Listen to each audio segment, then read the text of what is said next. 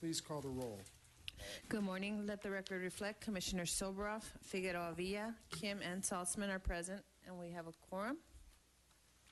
Number 1 on the agenda, Commission comments. Commissioner Saltzman?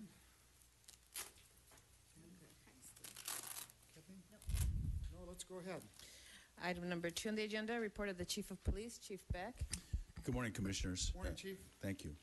Very briefly, this weekend we policed the Academy Awards without incident. We policed a civil rights demonstration, Black Lives Matter, off Martin Luther King Boulevard that ended in Leimert Park. We also dealt with a security threat announced by Department of Homeland Security relative to our malls. And we increased our patrols in that area, including footbeats and highly visible uniform resources. Of particular note, we had after two difficult weekends with gang-related shootings, we had a weekend where we only recorded 2 shooting victims, both of which were gang-related, but a significant drop from weeks previous. So some of the deployment strategies that we're using appear to have been effective. So that's a positive note. On the other side of it, we still struggle with an increase in crime compared to last year. Violent crime is up 26.6%, and property crime is up 8.9%. Aggregate is a Part 1 increase of 11.8%. To give that some context, it's a 6% increase over 2013, which ended up being a better year than 14. So we are still early in the year, but we are concerned about this, concerned about the effects of Prop 47, concerned about a number of issues that impact crime, but we'll be able to report more on that as we move forward. All of our 4 bureaus show an increase, with the lowest increase in the Valley and the highest increase in Central Bureau. Gang crime is also up in several categories, and total gang crime is up about 11% compared to 14, down about 1% compared to 13. So as always, I ask that we view these things in the context of a greater span of time. Traffic, total traffic accidents are up about 12%. However, serious traffic accidents, those involving hospitalization or death, are down 23%. Hit and runs, which have been a focus of the department in the city, are down 6.7%, and serious hit and runs involving hospitalization or injury are down 43%. Motor vehicles versus pedestrians are down, and serious motor vehicle versus pedestrian accidents are down 8.7%. Bicycle-involved traffic accidents are down significantly, especially in the injury category, down about 80% in significant injuries, and about 3% about 15% in total accidents. We have 9,906 Los Angeles police officers on payroll. We have 2,616 civilian personnel. We have about 450 reserve officers, 373 specialist volunteers, 62 chaplains, and a cadet corps of 6,074. And that concludes my report. Chief, do you have any updates on the horrible train accident? Or I know we have a lot of officers and people who work for the department and for the city that live up in those communities. Have you got any reports? Immediately upon finding out about the accident, about 6 this morning, I sent Assistant Chief Sandy Jo MacArthur to the scene. Obviously, that train was inbound to Los Angeles. We were concerned that we might have city employees on board, as well as people whose destination was the city of Los Angeles and might need assistance. She's providing that. We have not found any city employees yet who were on the manifest. That train was early in its route. Most of the employees are picked up a little further in than that. Of course, all of this brings up painful memories of the Chatsworth, the extremely horrific Chatsworth train accident, where 25 people were killed, including a Los Angeles police officer, Spree Deshay. So Sandy Jo is still out there, still coordinating for the city of Los Angeles.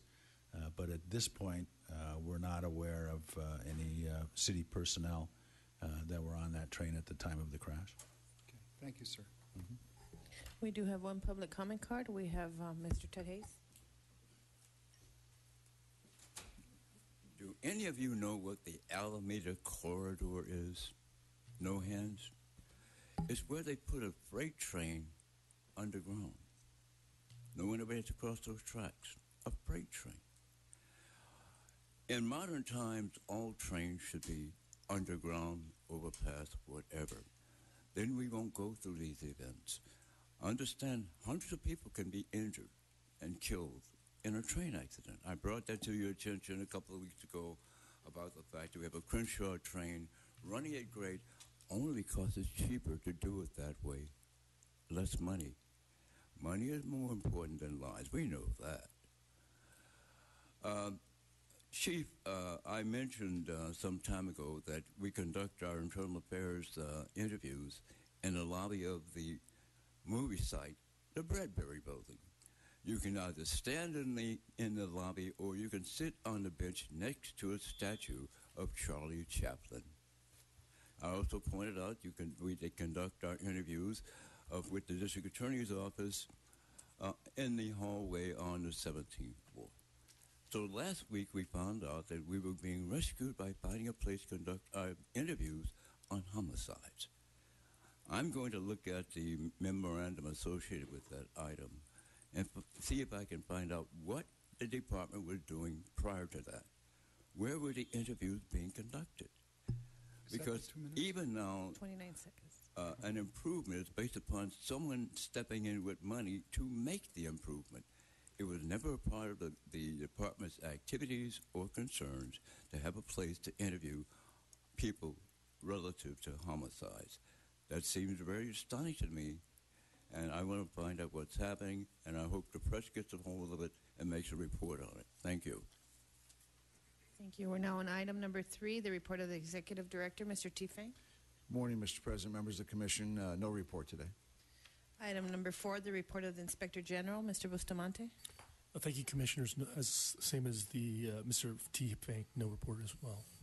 Thank you. Item number 5 consists of information items and filed items relative to noise variances and special event permits submitted for the period ending February 20th, 2015. Item number 6, presentations. Are there any presentations? None today. Thank you. Item number 7, consent agenda items. These items are considered to be routine and non-controversial, upon which the board is provided with adequate information for approval without inquiry or discussion. Would a commissioner wish to pull an item as special for discussion? I need to recuse myself on 7C. I move to, You can go for all of them. move to approve items 7A through D. Second, with thanks to the donors on C and D. All those in favor? Aye. Aye. Thank you. We can call Commissioner Saltzman back in. We need to call the item first. We rejected the one you Oh, recused yourself. We're on item number 8. Oh, I'm sorry. Item number 8, regular agenda items. 8A is a verbal presentation. Would the commissioner wish to pull an item as special for discussion? 8B. No, I move to approve item 8B. Second? All in favor? Aye. Okay. The verbal presentation, 8A, we going? 8A, verbal presentation and update from the commanding officer and Community Police Advisory Board, CPAB representative regarding community-initiated problem-solving, crime strategies, and other programs and goals within the Van Nuys area. Welcome. Thank you. Nice to be here. Thanks for all you do. Thank you.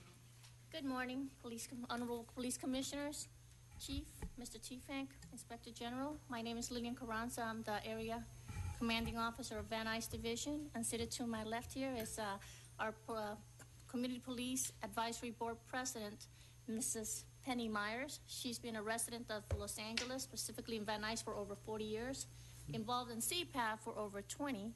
And this is her second tour as the president, and she will be addressing you today and sharing some of the programs that we have implementing. Wonderful. We have 5 very, very active active committees. Is there a microphone? Yes, we're getting it. We have 5 very active committees. We have to start our homeless committee. We have toured this past year 3 homeless facilities because with CD6, with Nuri Martinez's office, because we have so many homeless because they're let out of the Van Nuys jail and they kind of end up in Van Nuys.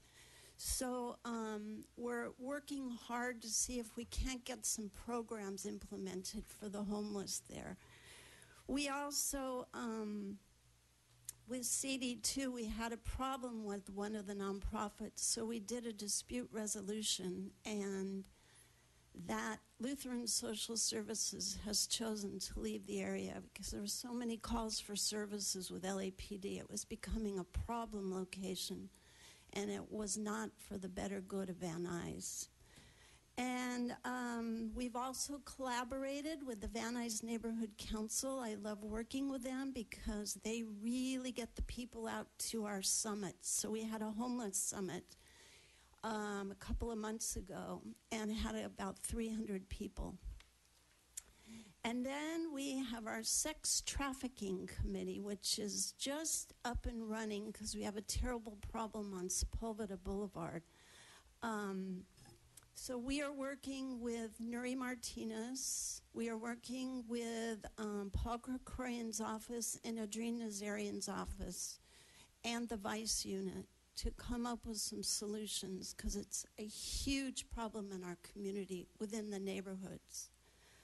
We have a teen CPAB that currently has 13 kids. It's pretty new, but they're awesome. They even went out and bought their own brooms. We've done, they cleaned up the animal shelter. They went to a Dodger game. They're teaming up with my committee, which is blight abatement, and they went out. We gave letters to all the businesses because they were putting stuff on the sidewalk, and those kids were the translators for the officer. So it's pretty awesome. And then they worked the movie night with Nuri Martinez during the summer, setting the chairs, feeding all the 400 people that came, and doing cleanup. And I'm very, very proud of them. And then we have my blight abatement committee, which works with the senior leads on different areas that need cleaning.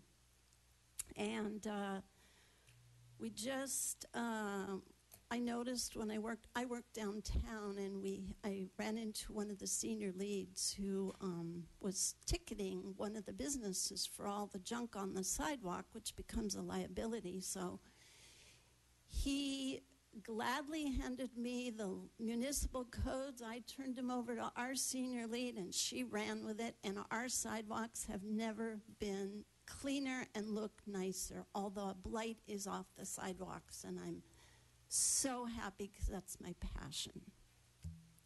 We have emergency preparedness, which has done Map Your Neighborhood. They have 120 homes mapped, which means in an emergency, all the neighbors have a job to do.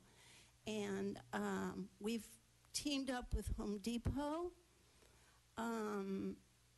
So every time they do emergency preparedness, our emergency preparedness committee assists them.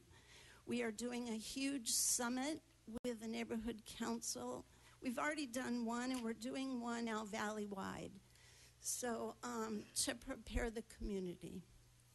And then we have our technology committee, and they pretty much film all of our events, take pictures of the blight, the before and the after.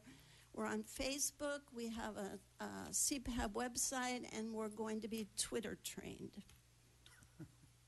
So if there are any questions, I'd be very happy to answer them. Chief Pasinger is a very good Twitter trainer, right, Chief? That's who told us we had to be Twitter trained. I have a question for you. How many members are on your CPAB? We have currently about 30, but I'm trying to get it to 25 because 5 of them aren't really very active, and it's easier to manage. And tell me about the diversity of your CPAB and what you're striving to. We're pretty diverse. We have Armenians, we have African Americans, we have a Persian, Caucasian, Do you feel like Hispanic. the community is well represented? Yes, I do. And reflected? And tell me about your Now we have a Hispanic captain, female. may I might add. I watched the Academy Awards. Okay, tell me this on your homeless issues. Tell me I understand that it's a big issue. What are your goals? I mean, what are you trying to do, and Well, how are I you helping? think we're trying to work with the council offices, both CD2 and CD6, on implementing some programs, because a lot of the churches tend to give out food, which is great, so they all hang around, but they don't offer programs to assist them with alcohol and drug abuse, mental health issues. So that's a really big problem that needs not just food, but all the other issues that go with that. Great. Questions? Commissioner? Hi. Thanks for your work. The Sex Trafficking Committee, what are the strategies that the community have implemented or tried so far? We're brand new. Within the last 4 months, and then the Christmas holiday. But we're meeting with Assemblyman Nazarian to talk about maybe some new legislation. We work very closely with Nuri's office because this is in her district, and this is something she's passionate about. So we're just getting off the ground. So I don't have a lot to say. We have a very strong committee, but I'll let you know next year, or somebody else will. Any other questions? Thanks for what you do. Thank you. We do have one public comment card. We have Mr. Ted Hayes. And it will beep at 1 minute and then at 30 seconds for some reason. So go ahead. You probably noticed I refer to officers in the masculine, he and him. And I'm an old guy, and that's the way we were raised, to use a masculine term for human beings. I can't break myself of that habit. I'll try. A couple of weeks ago, there was a call-out of the women on the commission to be more forthcoming, more vocal. Those of you who were here remember that. Those of you who were not here should listen to the tape recording. Because it pointed out that there's been a change in the makeup of this police commission over the years. It used to be all boys club. Now it's predominantly a female thing. On the agenda, the women police officers are having a meeting, $35,000 being appropriated for that particular reason. And I'm pleased to see that all that I see is that the LAPD has done an excellent job at integrating and promoting women in high position, as you can see here now. That's welcome. Hollywood's having a problem. They claim that women don't get a good contract in Hollywood. Is that true? That the guys get more money. So I think the department at least is reflecting an improvement that's welcome. I'm sure the women appreciate that. I don't know why they're getting together or having a meeting. There might be something beneficial or sinister in women getting together, but we'll get a report on that later on. Thank you. Thank you for those words, Mr. Hayes. There are no other public comment cards on this item. Thank you very much. Thank you very much. We're now on item number 9, public comment period. We have 11 cards. And the first 3, Ted Hayes, Jamie Garcia, and Sal Shama. And again, the timer will beep at 1 minute and then 30 seconds left on the time. I'm going to dwell on this ability to have a place where we can meet and when we want to file a complaint against the department. I received a letter about my food situation. And it was ridiculous. I won't bother to read it, but it simply didn't even indicate that it was a situation I experienced in jail. It simply said I didn't get the proper diet. What does that mean? Anyway, the Bradbury is an excellent place. It's a historical landmark, but it's not necessarily designed to conduct police affairs. It simply isn't. And the lobby is not the best place. I haven't heard any response about that. I still am interviewed in the lobby of the Bradbury on a bench next to the statue of Charlie Chaplin with people taking pictures and coming to tours. It's a tourist attraction. And it seems to me that any commanding officer would recognize that this is inappropriate. It's not only undignified, unsecured. It just doesn't really make much sense. But as I pointed out, I can't understand why Lacey does it that way either. Except there seems to be a general air of contempt and disrespect for people in high offices who deal with the public that's in distress, having problems, when they come to them. It's dismissive from the beginning. If you're in a lobby, sitting on a bench, in a hallway, sitting on a bench, discussing your complaint, your concerns, that's certainly improper. Jamie Garcia. Good morning. My name is Jamie Garcia. I'm with the Stop LAPD Spying Coalition. You were given a letter, I think just now, from the coalition. This letter comes from basically an exhaustion of this organized community in dealing with the police commission. So I'll read parts of the letter for you, and several of us will come up as well. Dear Commissioners, on behalf of the Stop LAPD Spying Coalition, we write to you with deep concern on the failure of the Los Angeles Board of Police Commission to meaningfully respond to community concerns. The following are some of the recent examples of the Commissioner's failures to act upon Los Angeles community concerns. On racial profiling. On January 27, 2015, the OIG released the audit of LAPD Suspicious Activity Reporting Program for the fiscal year of 2013 to 2014. The audit revealed disproportionately high numbers of SARs filed on Los Angeles black communities. 30% of the total SARs sent to fusion centers were on blacks, while the city's black population is under 10%. In gender data, black women accounted for 50% of these SARs. The Inspector General insisted that there was zero evidence of racial profiling, and the Commission dismissed community concerns and failed to take action. It seems that the framework of the OIG is centered around intent to discriminate or breaches of procedure which require individuals with bad motives to act in discriminatory ways.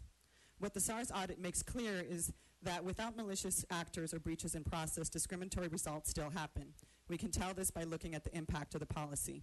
81% of the total SARs in the January 27th audit were reported by private individuals through the iWatch See Something, Say Something program. Once again, highlighting the deeply embedded racial bias, also demand through examination under the fear and suspicion of these programs propagate. We demand that the LAPD rescind SARs with immediate effect, including terminating the iWatch See Something, Say Something program. We further demand that the Commission launch full investigative hearings and fact-finding on the violation of human and civil rights of people of Los Angeles resulting from these programs. Sal Sharma, and the following three are Joy T. Chand, Hamid Khan, and Kai Utsumi. My time started early. Thank you very much. My name is Sal, and I'm here to talk about body cameras. And prior to 2013, I probably would have said body cameras was a good idea, but after watching in 2014 black and brown men die on camera, I no longer think that it's a solution, and I ask you to rethink your position. In 2014, body-worn cameras for police became the subject of much public discussion within the political and media landscape following the non-indictment and the non-arrest of police officers in the killing of Ezell Ford, Tamir Rice, Michael Brown, Eric Garner, and countless other people of color. With conflicting narratives surrounding these high-profile cases of killings of African-American males, as well as mentally ill and homeless individuals being murdered at the hands of law enforcement, body-worn cameras have been advocated as one remedy in holding police accountable and transparency. What proponents would say is an objective documentation of police and community relations. the LAPD started in 2014 a pilot program for body cameras. On January 14th, January 15th, the commission held 2 community meetings about body cameras. The commission president, Steve Soboroff, opened the comments and said, in 2013, when I probably agreed with your position, that the police said that you had surveyed people knowledgeable about law enforcement, and that it included Councilman Englander and the Police Protective League and the ACLU, and was surprised at how virtually everyone wanted cameras. I say this, that we've always said we wanted to hold the police accountable and monitored. The cameras hold the community monitored. That's it, and accountable. We still have done nothing. What we're asking is that we demand that you rethink the use of body cameras by the LAPD. We also demand an investigation into the acquisition and the financial transactions of this program, and we demand that real public hearings be held so that we can give our side of why we believe. We have over 10 reasons why we believe that body cameras are not the solution for Los Angeles. Thank you. Thank you, sir.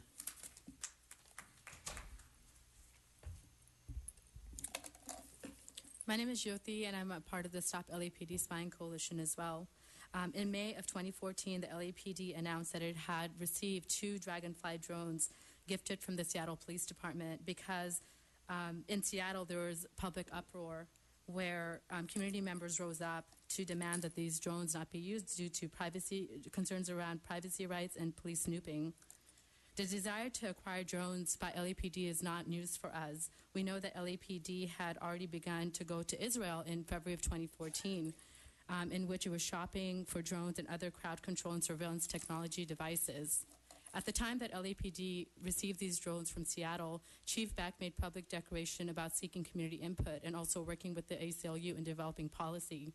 We know that this is not true. ACLU has denied working with the LAPD, and also there's no record up to date about LAPD seeking community input. In November 16th, Chief Beck was again quoted in LA Times saying that his staff was meeting with the ACLU to develop policy. Again, the ACLU has denied this and even has issued a public press statement. On September 15th, the Commission issued a media statement that LAPD Inspector General had taken possession of these drones, and LAPD is meeting with the community to develop policy on drone usage. These actions clearly indicate that earlier statements made by the mayor and also Chief Beck were pretty much smoke and mirror, since as of September 15th, institutionally, LAPD was in possession of drones, and their usage was a foregone conclusion, regardless of any claims of seeking community input. In July of 2014, Stop LAPD Spying Coalition began to go out in the community. We've talked to thousands and thousands of people through public surveys, petitions, community outreach activities, and we find overwhelmingly that the community is saying no to these drones. Angelinos are deeply concerned about these drones and reject its usage. We reject the proposed use of drones by LAPD. We demand that LAPD destroy these drones or give them back to their manufacturers. We demand full public hearings on the militarization of LAPD and to relinquish the control of such public hearings to the community. Thank you. Hi, good morning. My name is Hamid Khan with the Stop LAPD Spying Coalition. So you've heard about racial profiling and evidence of racial profiling. You've heard about the sham community hearings that were held on body cameras, and you've also heard about the increased militarization that people in Los Angeles are extremely concerned about, which brings me to the last section of the letter that we have delivered you, an 8-page letter, is about an embarrassing time for the city of Los Angeles, and that is the federal consent decree, because we feel we're heading back into the same direction. Consent decrees are basically applied, and I just want to read you something real quickly, that they are imposed on institutions such as the Los Angeles Police Department after they are deemed incapable of self-governance. In this case of LAPD, besides the city, the LA Board of Police Commissioners was also deemed incapable of providing oversight, maintaining transparency, and holding the department accountable. And officially the language of the consent decree, which is a legally binding document, resulted from a complaint from the U.S. government plaintiffs alleging that the city, the commission, and the LAPD collectively the city defendants, and I quote, were violating the U.S. Constitution by engaging in a pattern or practice of unconstitutional or otherwise unlawful conduct that has been possible by the failure of the city defendants to adopt proper management practices and procedures. So here we are again, and we have brought to your notice that during the time of the federal consent decree, antennas were sabotaged in areas which are predominantly poor and people of color. 92 out of the 300 patrol cars, and nothing happened. You keep on saying that, well, we don't know who did that, who didn't do it. We never saw a full investigation launch. So now the Stop LAPD Spying Coalition and its partners in the city are constantly coming back to you and shaking you up that, please, you have two choices. Either you continue down this path, which is going to bring us back to another consent decree, another embarrassing moment for the city, and I say embarrassing because it's not just on you. It shows that the people of Los Angeles are asleep as well, and we are not. We are screaming out loudly to you that you should take a path and act as true custodians of public trust that requires fundamental paradigm shift by which the community and not the LAPD is granted total deference. Thank you. And we demand an answer within 2 weeks of this letter. Thank you. Kai Utsumi, followed by Adam Rice, Tanisha Denard, and Patty Beers. Morning, sir. Hello. My name is Kei Utsumi. Public comment is the most important part of a true democratic society. And our public comments over the years have been completely ignored by this commission. I'm against the iWatch because LAPD SARS report is supposed to be against potential terrorists, against terrorists, cross the word potential. But it's tossed out. It turned out to be basically racial profiling against the darker skinned people and most probably against political activists like me.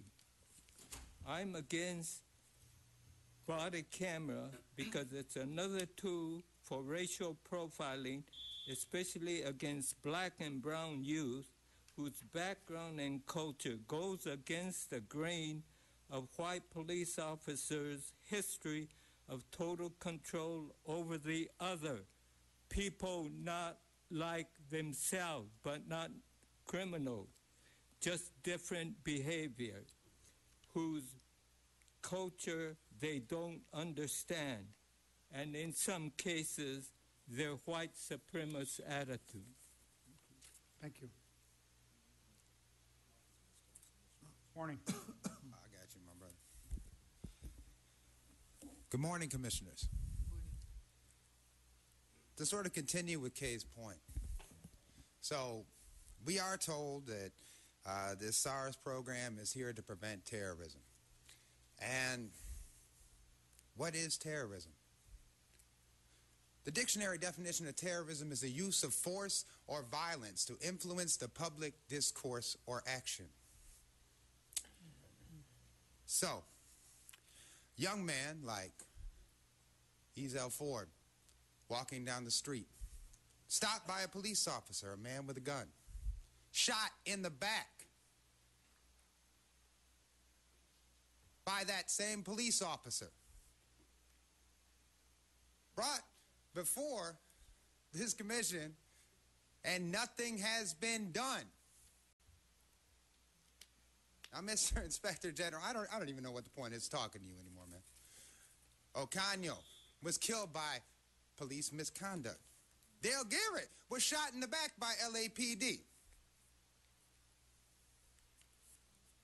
Ezell Ford, shot in the back by LAPD. Unarmed people in a state of terror from an organization that is financed off of our labor, the taxes that come from our work.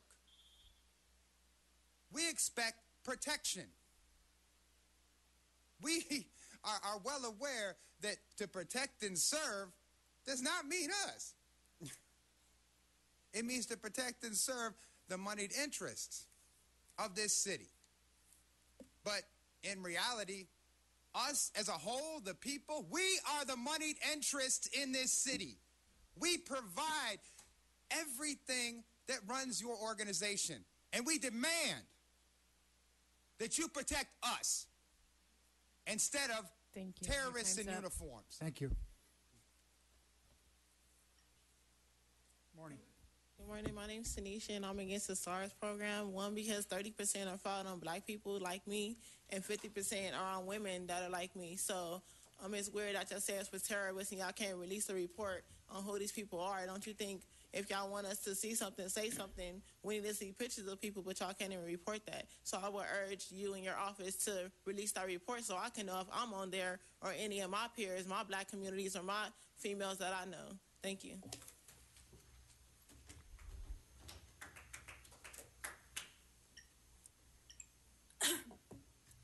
The concept of in-car video systems,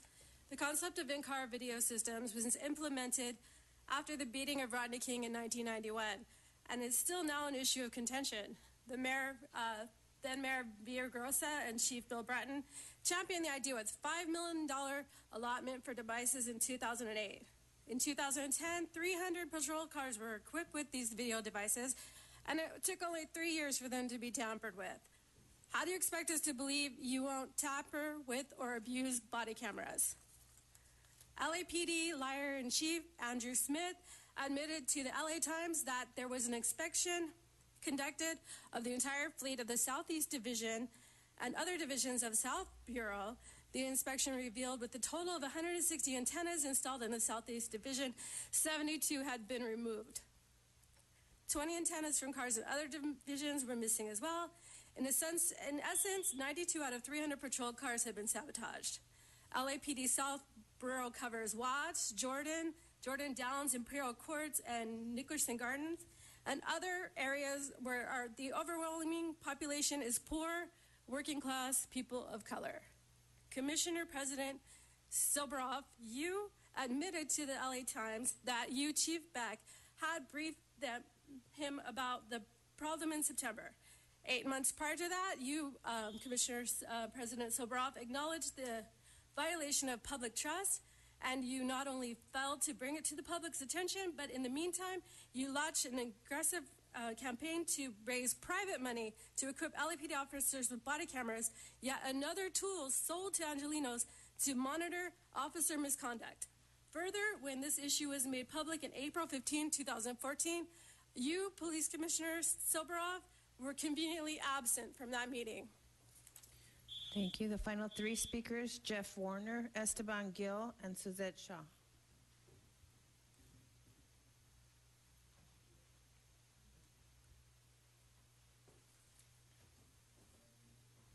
Morning. Yeah, I'm Dr. Jeff Warner from, I live in the corner of Wilshire and Weston, and I spent 40 years as a scientist in academia, industry, and government. And I'm always interested in the underlying causes. No one wants to have racial profiling. But what we see is that 30% of the SARS reports are on 9% of the population. And that seems wrong. We also see from the Youth for Justice database of police killings of unarmed civilians in the city from 2007 to the end of 2014, that 30% of those people are black also. So somehow there's a 3 times overkilling of blacks, and there's a 3 times over SARing of blacks. I petition the Inspector General to use this correlation as a way of maybe understanding what's going on and why this overkilling of blacks and over-SARing of blacks actually takes place. Thank you very much.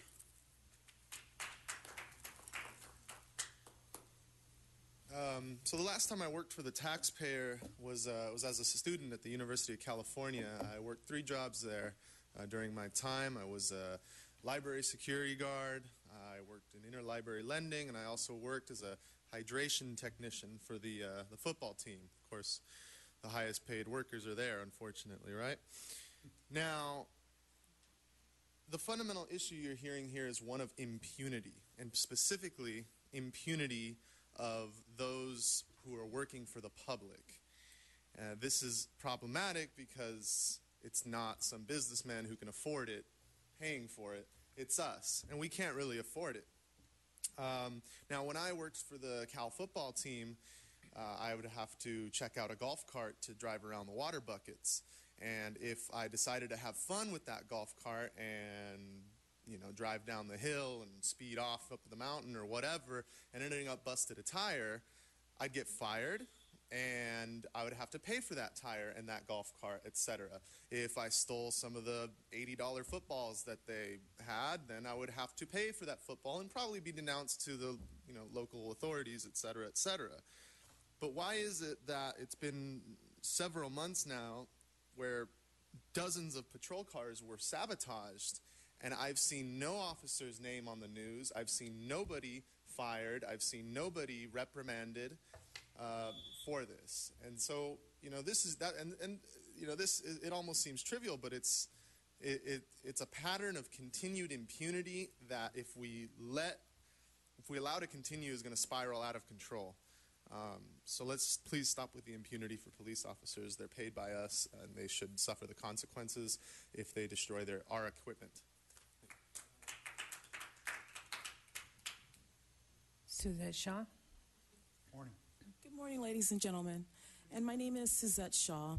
I am a resident of Skid Row, downtown LA, and I am also a member of LACAN, Los Angeles Community Action Network, as well as DWAC, Downtown Women's Action Coalition. I also write for various sources regarding the needs of the residents of my community, especially as the needs relate to women. As a matter of fact, Officer Dion Joseph was recently on my Skid Row radio segment as we discussed domestic violence issues of women in our community. After this show, I was invited to apply for LAPD's Citizens Academy. I was honored for the invitation. However, I find myself in a quandary. Ladies and gentlemen, our people are hurting, and I feel that there's a disconnect between LAPD and the needs of the people in our community, more specifically the black and brown people. I was at the march this weekend that started at Southwest Division LAPD, and I am also, I've also been affiliated with, as of late, with SCLC, and I just want to urge, you know, LAPD to sit at the table more on a regular, maybe weekly, with the folks in the community, and get involved and really, you know, be willing to pull your sleeves up and humble yourselves to really get to know us as people, because we are people. We all come with a story, and you actually might find that our stories are very enriched, and you might want to relate to us more clearly if you're able to understand us as people. Thank you. Thank you. We have no other comment cards. We will now go to item number 10, closed session. The Board of Police Commissioners will now recess into closed session to discuss item number 10A1 in accordance with Government Code 54957.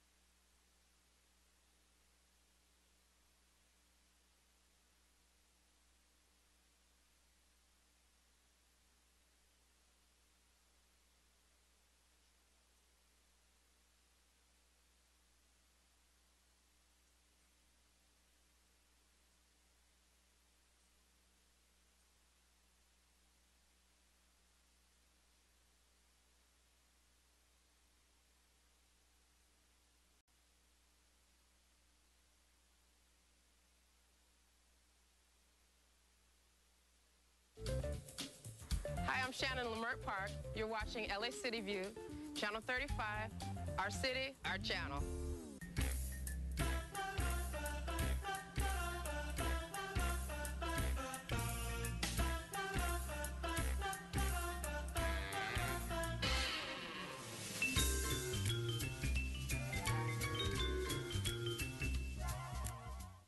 This is a famous image series of models from World War II.